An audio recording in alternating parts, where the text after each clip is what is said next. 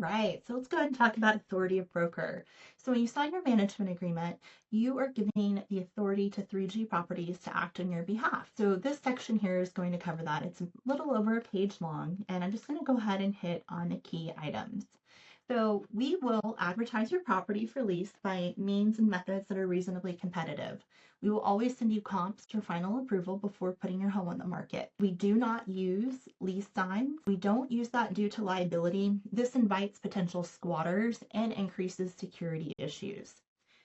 Then we will screen any applicants that come through. So we always have a pre-approval process before we have anyone go into your home. The same thing goes for any authorized personnel. So if we have vendors, realtors, anyone on our team, we'll have a log of anyone who's going into your property as part of, our management for you. So we're not just letting anyone in. Then we have our negotiation of leases. So once we get our approved applicant and they go through our verification screening process, we'll go ahead and put together our lease and send that over to them. All of our leases are standard across the board. So the only thing that would be different is the lease term. Is it going to be anywhere from a 6-month to an 18-month? Typically, we don't do 6 months unless we're leasing your property in the middle of winter. We would want your house to come back on the market in spring, summer.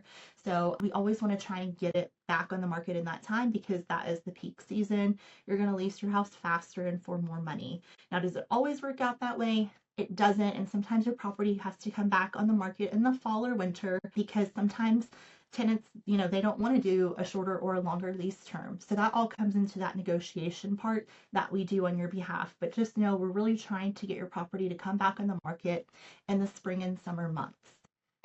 All right, we have the authority to terminate leases, negotiate lease terms, serve notices. And we're always going to come to you if it comes to a point where we're having an issue with a tenant, whether we have to evict them or maybe they're paying late consistently. So when anything gets to that point, even though we have authority to make those decisions on your behalf, we're going to come to you first and say, hey, we've got an issue going on. Your tenant hasn't paid rent. Here are our options. We can file an eviction. We can, decide to negotiate with them, make a payment plan. So there's so many different options. And if it gets to that point, we're bringing you in again, even though we have authority to do it, we're still going to inform you and come to a decision together. Okay. All right. Now, when your tenant moves out, they have a security deposit. So we account for all security deposits, itemizations. We collect rents and any other funds that are related to the property.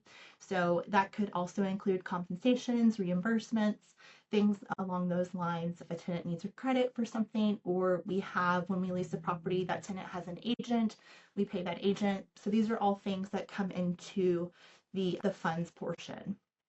All right.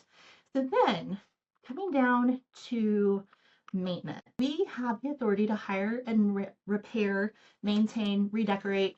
We're not going to redecorate. So I want just to make note of that. Anything that is cosmetic, we're always going to bring it to your attention because that is not a necessary maintenance improvement that affects the structure or the integrity of the home. So if a tenant says, hey, I don't like a wall color, we're coming to you first and say, hey, Mr. Landlord, do you want to paint this? Do you want to allow them to paint it? But if it's anything that is affecting the structure, the integrity, and it's not an emergency, then we will come to you if it's over 500. If it's under 500, then we're going to go ahead and just make that repair. Okay. Some of you are on a management agreement where it is 400. That will be changing in 2026 to where everyone will be on that $500 limit. So just FYI, but if you're on a 400, that is what it is set at right now. And that is for any single repair. So if you've got an invoice and the total is, let's say 600, but there are 3 items that were done on that property, and maybe one was 200, the other was 300. Those are single repairs. So only if a single repair is over 500 will we reach out to you. Okay. Now for number 24, if there's an emergency that affects the property or the health and safety of an ordinary tenant, we can move forward and we'll move forward even if it's over 500. However, we're still going to bring you into the process and just say, hey, Mr. Landlord, let's just say it was a major plumbing leak, okay? And the water had to be turned off. There's a couple different scenarios that could happen here. Maybe we needed to put the tenants into a hotel room until we can figure out what the issue is. But in that case, that would be a landlord expense because we can't have a tenant in a property with no running water where they can't use the toilets and facilities. So that is somewhere, that's just an example of something that we would authorize to do, okay? But again, we would let you know that this is what's going on, and then we would be in the process of getting the quotes so that we can show you, hey, here's what's going on, here's how much it's going to be to fix it. And then if you want a second quote at that point, we can also facilitate that as well. But with emergencies, we try and act quickly. And then we also have our main go-to vendors who we know are going to give us our best pricing and can get the job done quickly. All right. So that's the biggest thing. And then with that being said, also we can connect utilities in your name, and that's what we do once the property is vacant. If a tenant moves out, we turn them on in our name until we find a new tenant to move in, and then they would go ahead and put those utilities on in their name. This could also include yard care during the summer and spring months. We'll put yard care in our name once it's vacant, and then once a tenant moves in, they would go ahead and take over that. All right.